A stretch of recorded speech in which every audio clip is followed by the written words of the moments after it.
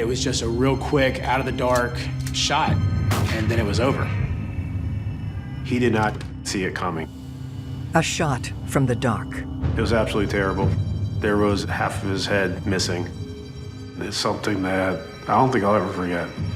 A secret lurking around every corner.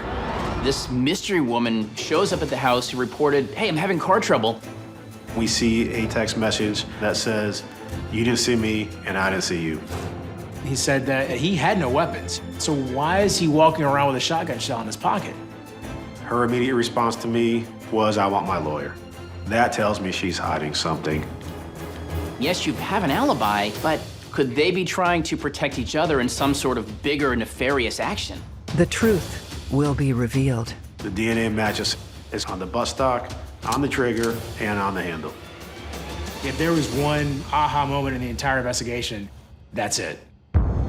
Every day in North America, dozens of people are murdered. The key to solving the toughest of these homicides lies in the final 24 hours of the victim's life. To crack the case, detectives must reconstruct that critical timeline. The minutes and hours containing evidence that can help unlock the mystery and catch the killer.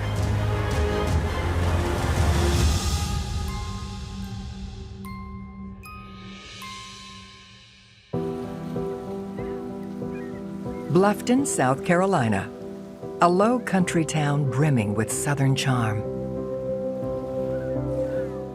Bluffton is a coastal town with a lot of emphasis on outdoor activities, water activities, and then, of course, fresh seafood. Although there's only 20,000 or so who live in Bluffton, tons of people come in, and that's tourism. I mean, the hospitality industry is big. It still has that small town feel where everybody seems to know everybody. We were actually just recently nominated as the safest city in the state of South Carolina. But one autumn evening, Bluffton's reputation for safety is shattered. The 911 call came in at 1:10 a.m. on October 28th, 2015. 911, where's your emergency? My friend's been shot. And it just happened? Yes. And is he bleeding? He got shot in the head. Where's your friend at now? He's sitting outside. I ran inside. Is the suspect still there? I don't know. We were outside and someone shot her. We didn't see anybody. And he's not breathing? No, his brains blew out. He's dead. Police rushed to the scene of the crime. The victim was sitting on a couch still, like he's sitting up. He is slumped over to the side slightly, but his legs are crossed. If not for the obvious wound that he had on his head, you'd think he had fallen asleep there, you know, passed out or something. There was an entrance wound on the left side of his head and an exit wound on the right side with half of his head missing. There was brain matter scattered across the wall. The victim is 33-year-old restaurant owner Jonathan Sherrill, affectionately referred to as John. John appeared to be very well liked in the community. Very outgoing, very friendly. Jonathan, by all accounts, was kind of the all-American good-looking guy.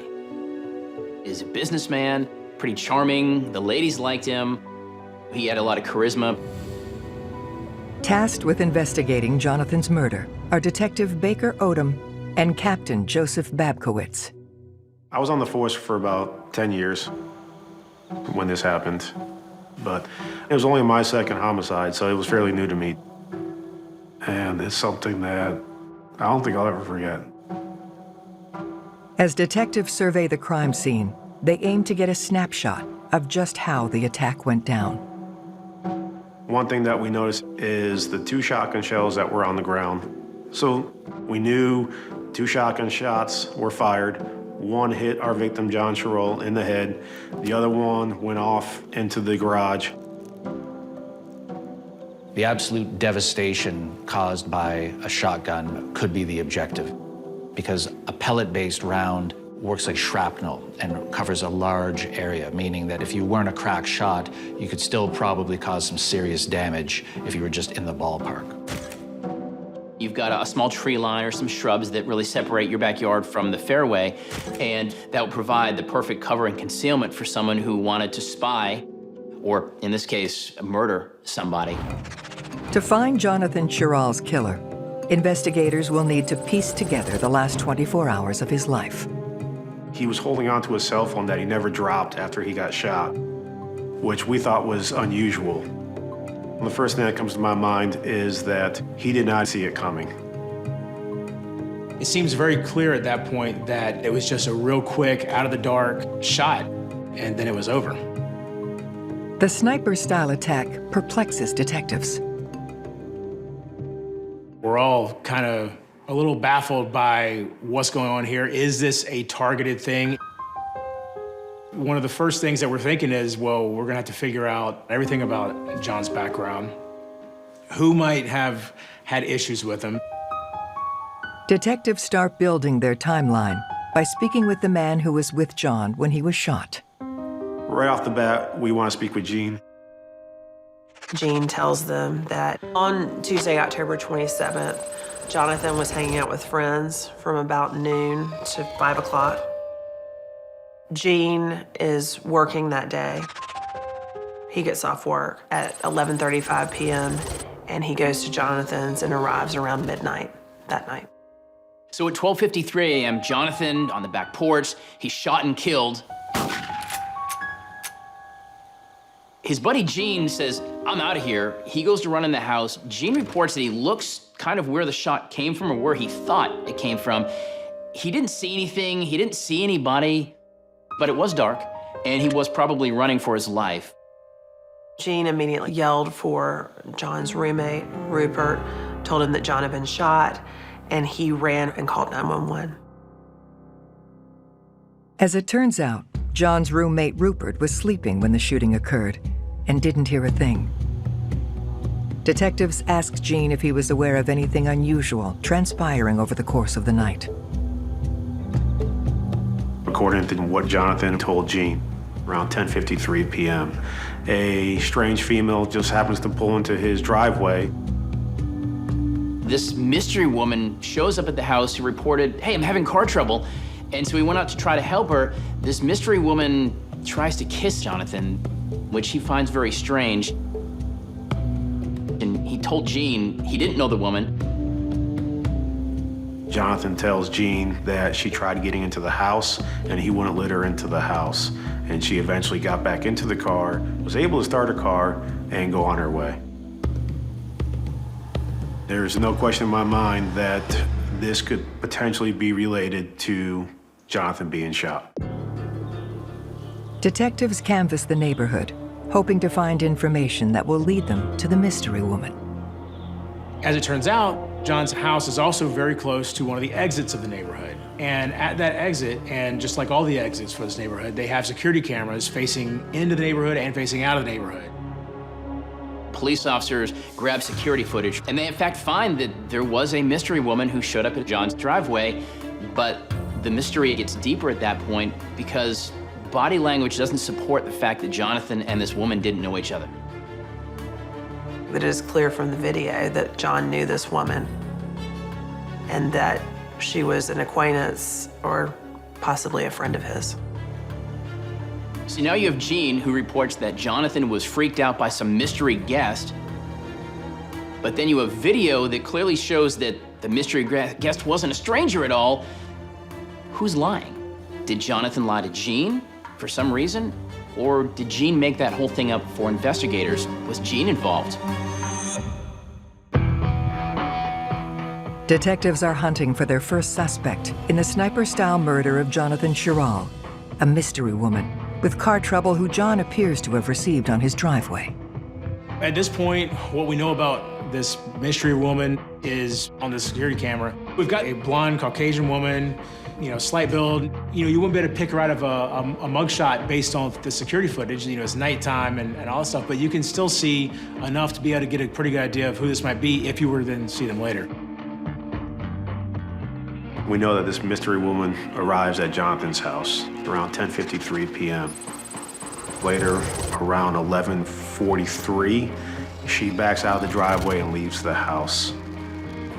But then something curious catches Detective Babkowitz's eye. As I'm watching the video, I watch it further to the time that the 911 call came in, and we see the same vehicle drive slowly past Jonathan's house at 12:43 a.m.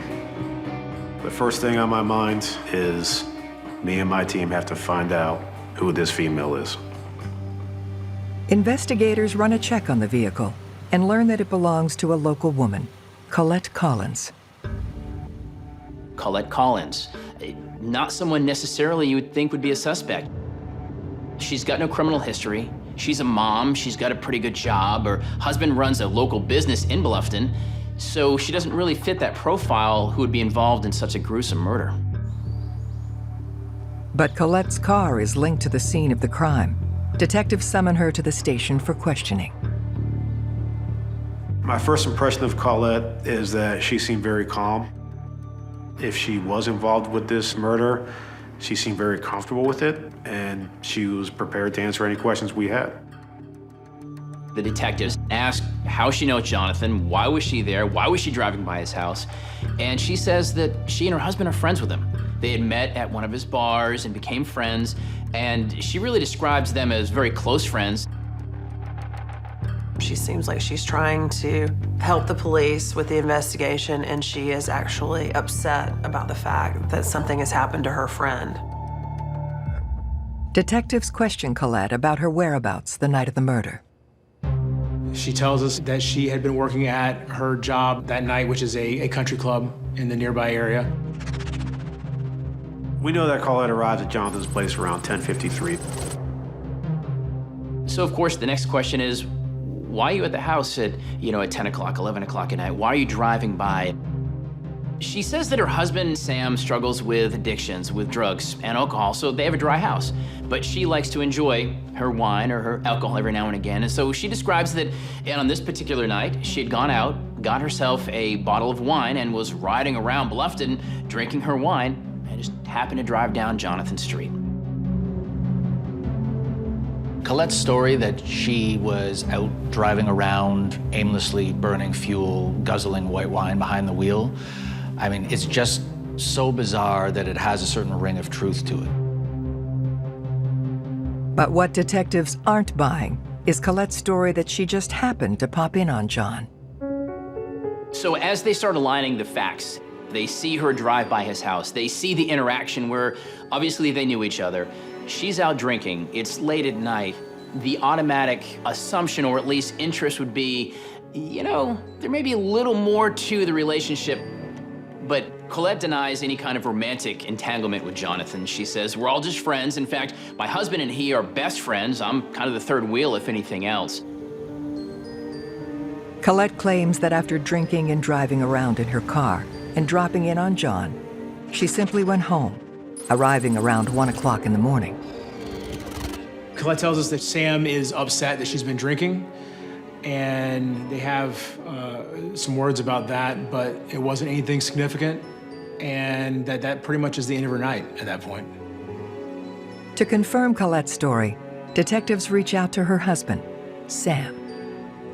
Sam's got this very, very pronounced limp. He's walking with a cane, and initially seems very, very cooperative. Sam tells us that he got shot. It appears that it was a drug deal gone bad. He actually took a shot almost directly to his knee, and he's got a permanent limp for the rest of his life. It messed him up pretty good.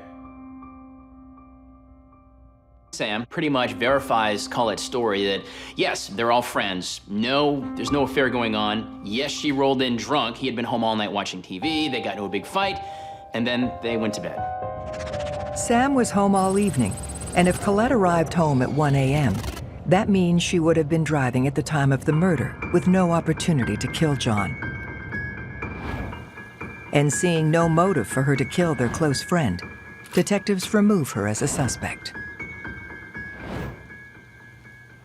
We didn't have any indication as to why this happened, really.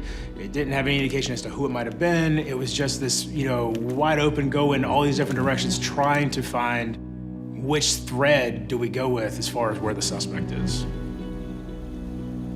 With no new leads to go on, detectives circle back to focus on what they do know. So at this point in the timeline, you've got Gene, who claims he saw everything but wasn't involved. Then you've got this guy, Rupert, who apparently was asleep inside the home, but didn't hear anything, didn't see anything. Could they be trying to protect each other in some sort of bigger nefarious action? Sometimes the killer will put themselves at the scene to deflect their own guilt and involvement and put the suspicion or focus onto somebody else. As they investigate possible motives for Gene and Rupert, detectives discover that Rupert had a reason to want revenge on John. As it turns out, not only are Rupert and Jonathan roommates, but his family had invested pretty heavily in some of Jonathan's interests, and they lost their shirts in the deal. Losing a lot of money is not easy for people. That could make some enemies. So again, as you're looking at the kind of execution shooting it was, is this guy or his family involved? Police bring Rupert in for questioning, and he admits there was bad blood between his family and John. There were some allegations that money was missing and that John had potentially been taking money from the business.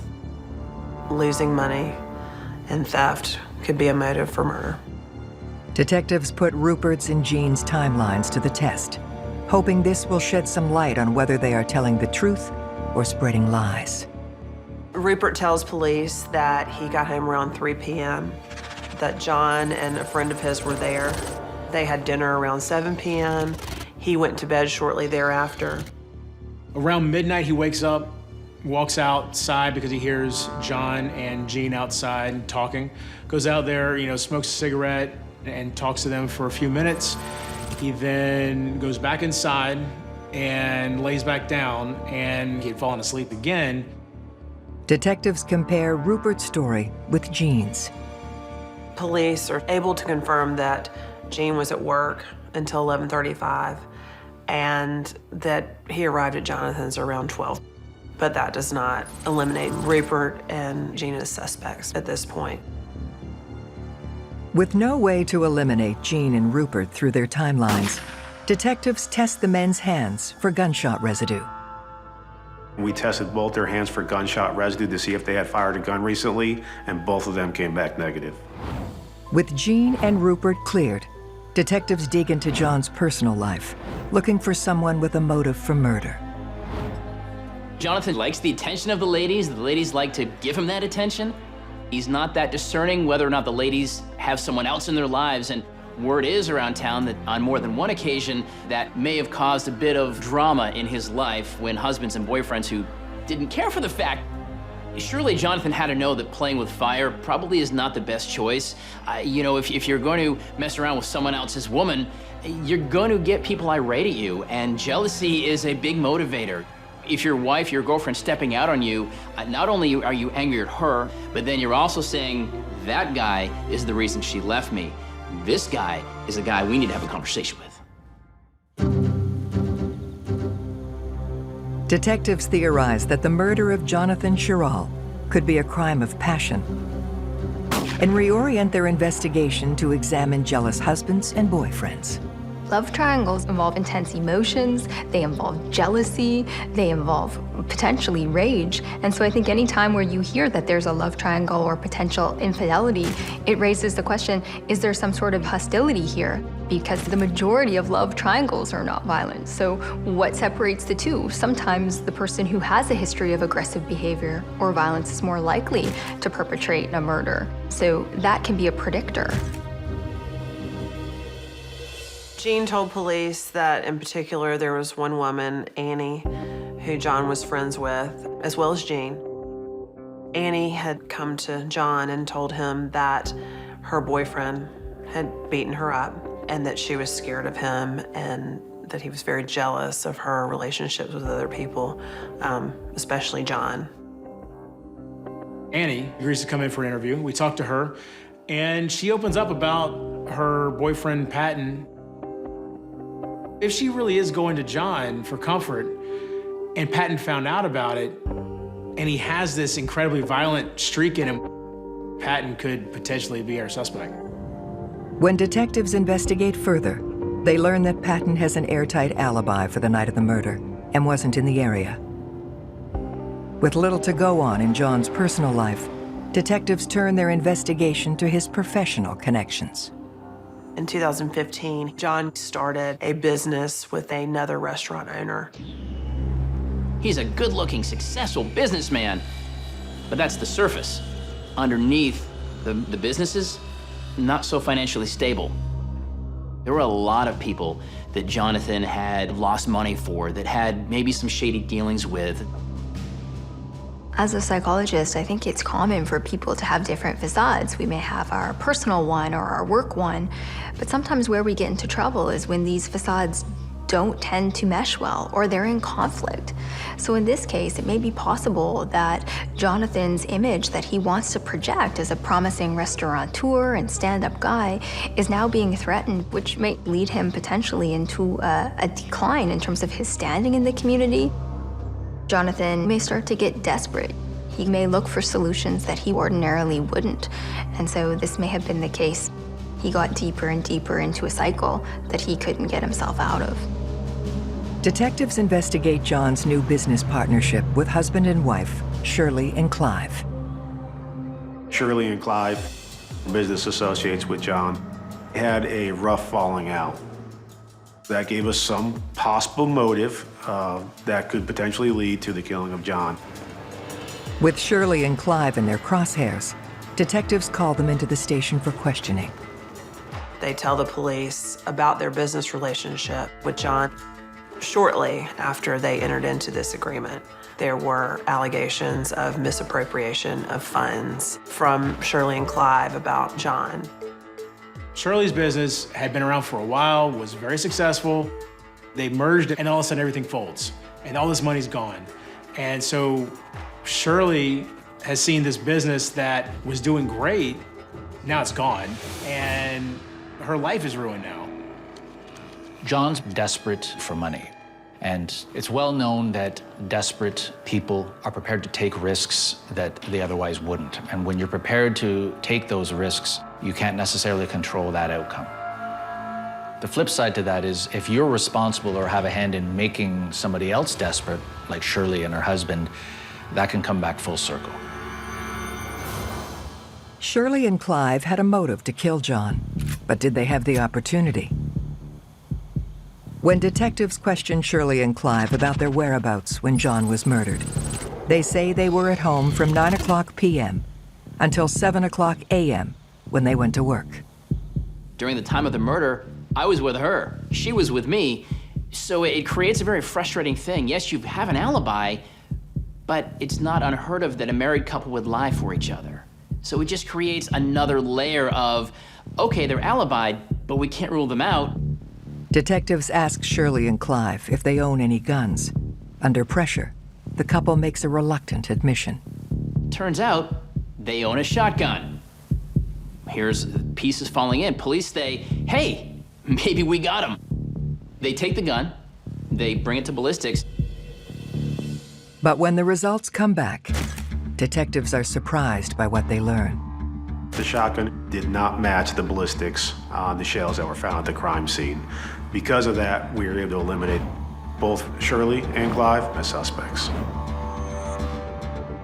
With their leads dried up, the investigation hits a wall. Heat really is getting turned up on the investigators. They keep coming up with dead end after dead end, alibi suspect after alibi suspect. You've got a gruesome murder in a small town, a small tourist town. You know, there's answers that have to be found because it's starting to take a toll on a small community that doesn't deal with murders every single day.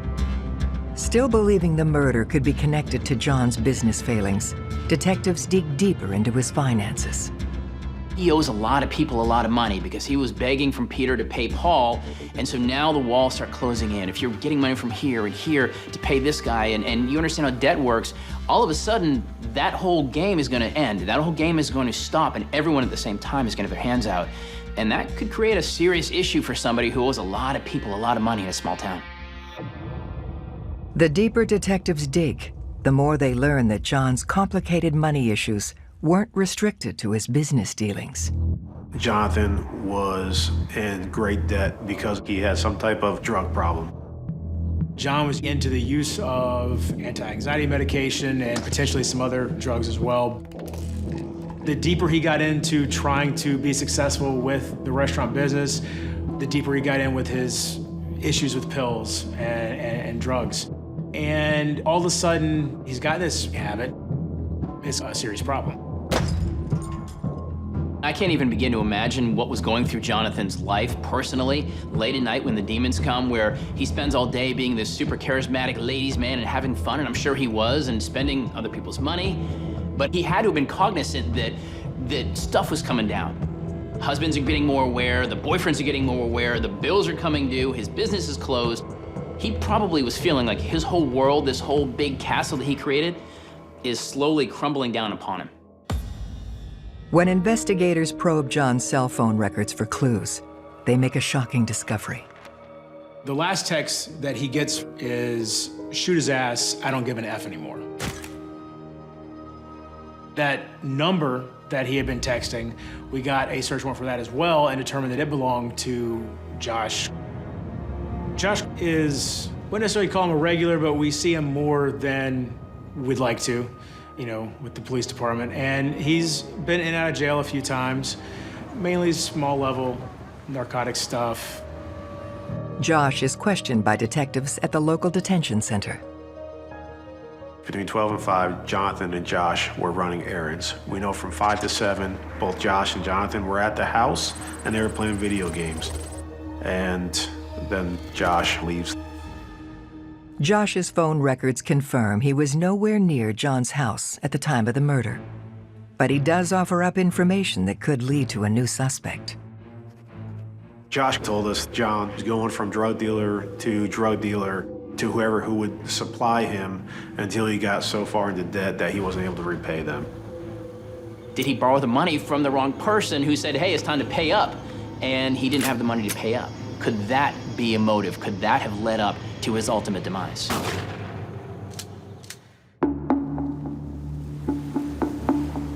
While investigating John Chiral's murder, police have uncovered a history of business debts, a pill addiction, and unpaid tabs with drug dealers. And now his friend Josh is providing more information about him. The cops learn from Josh that he now owes all kinds of drug dealers, all kinds of bad guys money. So desperate man requires desperate measures. He comes up with his grand plan. Jonathan thought Seth was an easy target because Seth had a limp to him, and so he set up a robbery at his house. He figures that if he takes Seth out, not only does he erase his debt with Seth, but he steals Seth's money and he pays off all the other dealers. Problem solved, no fuss, no muss. I think plans that Jonathan may have had seem to us on the face of it as completely implausible. But you know, when you're involved in a drug culture or subculture, that's inherently violent. Jonathan's young. He may not have fully understood the extent of the danger he may have been putting himself in, but also people evaluate that danger differently when they're under the influence of substances or they're desperate. It makes you consider options that maybe you ordinarily wouldn't have. Detectives need to track down this Seth person as soon as possible, but they only have a first name to go on. So cops then turn to Josh again and say, okay, who's Seth? Who is this guy that Jonathan felt that he could take out and solve all his problems? So finally, Josh says, I don't know who Seth is, but I know who he's married to. Colette Collins. Now, if Seth is married to Colette, that must mean, obviously, that Seth is code for Sam. And that's absolutely a moment where we're like, okay, here, this is a big piece right here. We just got handed something that this is going to absolutely cement the direction we're going in, finding the guy that killed John. Sam and Colette Collins, the couple who claim to have been close friends with John, both have alibis. But knowing John had planned a robbery and attack on Seth, also known as Sam, detectives shift their focus back to the couple and pay a visit to their home. There are several bullet holes in the house. both that appeared to be entering into the house and exiting into the house. So at some point, there was a shootout that occurred over at the house. When we get a little more detailed in questioning, Sam eventually does say something happened. And as I ask him more, if he thought that John was involved, he says that John was over the house, was acting weird, and then John left. A short time later, these guys come up to Sam's house and try to rob him. So he did suspect John of setting the whole thing up. He said he wasn't mad at John for it, and that he just wanted to go after the people that robbed his house. So police then ask Sam, all right, if you knew that Jonathan was in all this trouble, if you knew that he owed a bunch of drug dealers, why didn't you tell us last time we talked? And Sam said, hey, the guy's my best friend. I'm gonna protect him. But detectives aren't buying Sam's story. At that point in time, I immediately think he's got the strongest motive out of all our suspects to kill John Chirot. But our thought was, how is he making it 100 yards from the street down to that house, shooting a shotgun and then getting away in time? Because he's got this limp. And that puts Colette Collins right in investigative suspicion central. As this man is getting shot, Colette is driving by his house. I'm sorry, but it is not a galactic leap to put those two things together. Detectives theorize that Colette could have been the shooter and Sam the mastermind, and haul them both down to the station for questioning. They start with Colette. Colette doesn't tell the police about this home invasion that had occurred just a month prior. In fact, when asked about the gunshots in the walls in the house, she tells police that they were there when they, in fact, moved into the house. When detectives push Colette for information about John's murder, she clams up. Her immediate response to me after speaking with her was, I want my lawyer. I want my attorney. That tells me she's hiding something. With Colette stonewalling them, detectives lean on Sam. We asked him if he'd be willing to give a DNA sample, and he very readily said, absolutely, I've got no problem with that. And he gives us a DNA sample. But when police ask Sam about any guns in his home, his entire attitude changes. Sam tells law enforcement that he does not have any guns in the home. And the police then ask Sam if they can search the home. And at that point, Sam asks for a lawyer and says no. With Sam and Colette refusing to talk, detectives have little to go on to get a search warrant for their home. Search warrants are among the most effective tools in securing evidence and can make or break cases. So when you don't get a search warrant, that sort of leaves investigators on their heels, and you have to sort of improvise. One of the best substitutes in lieu of a search warrant, and which can actually get you enough evidence to get the search warrant, is through good, dedicated surveillance. Detectives regroup as the investigation into John's murder hits a roadblock. This investigation is pressure on myself and my team. We are getting pressured by people from the town. They want this case solved. They want to know that there's not a killer running around town. And number one is pressure from the family. We want to give closure to that family as quickly as possible and catch a person responsible for their son's death. But then detectives finally catch a break. A patrolman initiated a traffic stop on a vehicle driven by Sam Collins. Driver's license, registration, and insurance, please. The officer ends up searching the vehicle because he smelled weed. He does find some drugs in the car, but in Sam's pocket is a shotgun shell. I'm asking for my safety. Is there a shotgun in this vehicle? No. No? Sam had already told us that he had no weapons. So why is he walking around with a shotgun shell in his pocket? A 12-gauge shotgun shell. The same type of round that was used to kill Jonathan.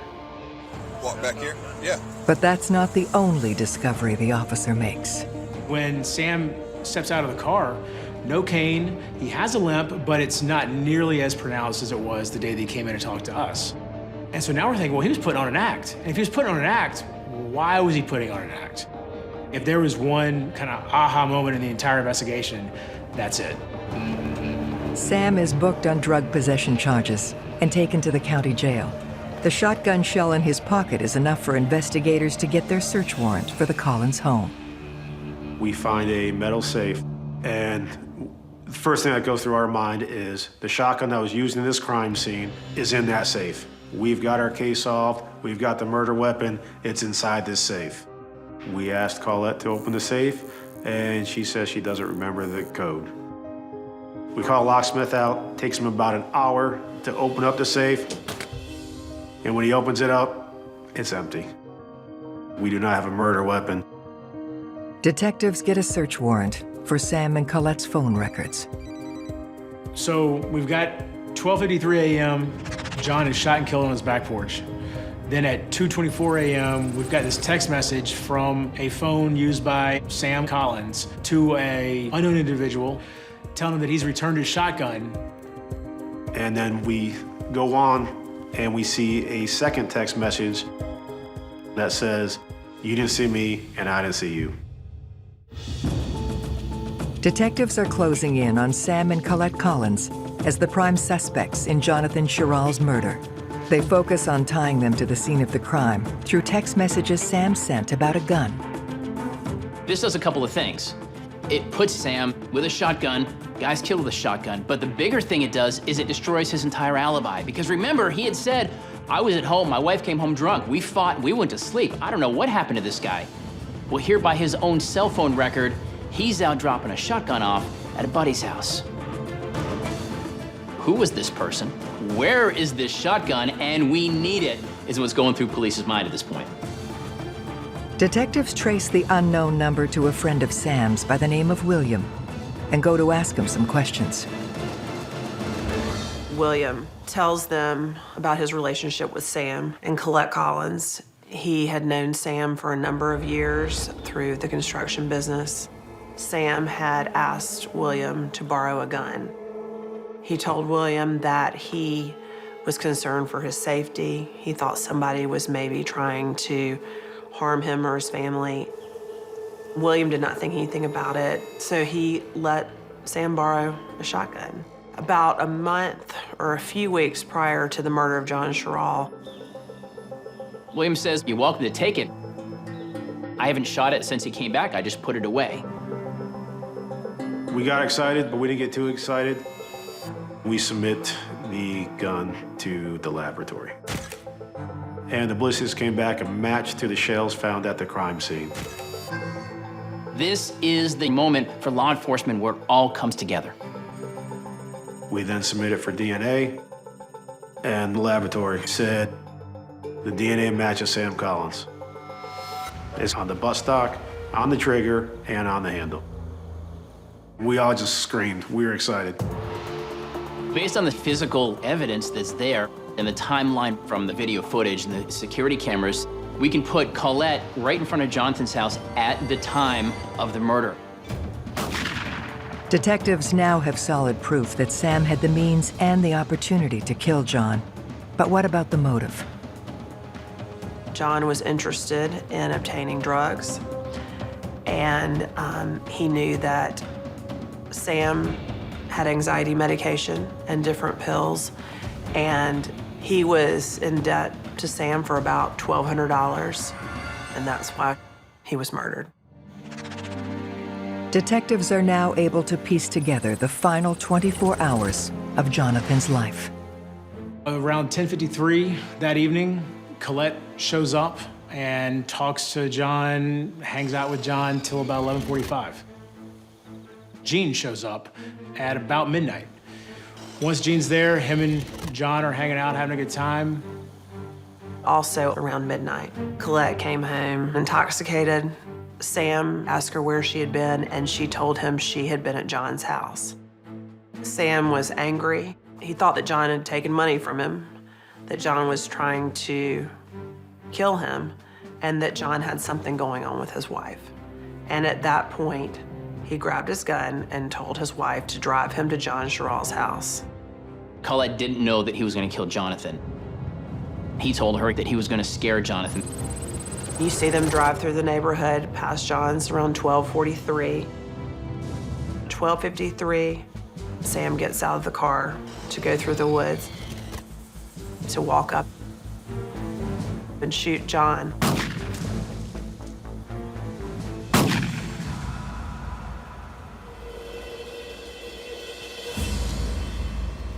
At 12:54, this is when Colette picks up Sam Collins. And he tells Colette, hey, I just shot Jonathan. Now, this little piece of information now implicates Colette as an accessory after the fact. The interesting thing about this case is there was nobody, none of the primary players who were who they presented themselves to be. You've got the victim, who was this good-looking, successful businessman about town, who wasn't. That's all fake. You've got Sam Collins, who is supposed to be best friends with the victim, that really, they're trying to kill each other. Then you've got Colette Collins. She's just, you know, innocent, never done anything wrong, but yet she helped cover up a murder. Colette and Sam are both charged with the murder of Jonathan Sherrill. But based on her husband's confession, Colette's conviction is reduced to accessory after the fact, and she receives the maximum sentence of 15 years. On October 18, 2017, Sam Collins is convicted of first-degree murder and sentenced to 50 years in prison. I guess the biggest thing for me and what made me want to convict the two of these people was their lies and manipulation really got under my skin. And it's unfortunate that it resulted in the death of Jonathan Sherrill, who could have had a productive, successful life. Timelines are always important in a murder investigation, period. You've got to put people and players and suspects in place. In this case, there was a lot more for cops to go on than just the word and the timeline verbally of suspects and witnesses. There was a digital timeline that cops were able to, once they had the information, put together.